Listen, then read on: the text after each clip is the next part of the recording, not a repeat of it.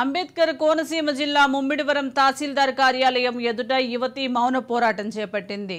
తన పెళ్లికి అడ్డుపడుతున్న వ్యక్తిపై కేసు నమోదు చేసి తను ప్రేమించిన యువకుడితో వివాహం జరిపించడంటూ కోరింది.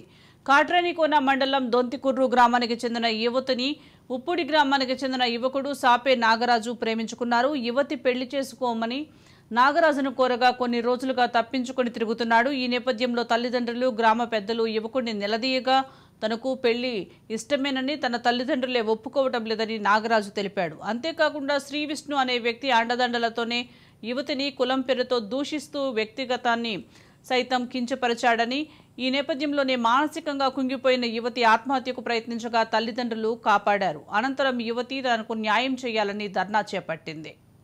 నేను ఒక అబ్బాయి ప్రేమించుకున్నా. మా దొంతుకూరు కట్రుకోణం మండలం. అబ్బాయి పేరు సాపే నాగరాజు.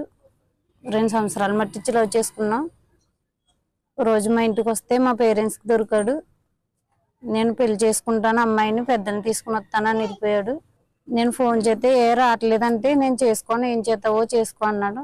కట్రుకోణం పోలీస్ స్టేషన్ కంప్లైంట్ ఇస్తే కౌన్సిలింగ్ ఇవ్వండి, కేసు కట్టకండి అని చెప్పాను. మీ జాతులకు అలవాటే కదా, ఈయన కాకపోతే ఇంకొకరిని చేసుకుంటారు, నువ్వు వీడే కావాలని అంటున్నావేంటి, నేను కేసు కట్టించేద్దాను, వెళ్ళిపో, వేరే వాడిని చూసుకుని చేసుకో అని నన్ను గెంటేశాడు.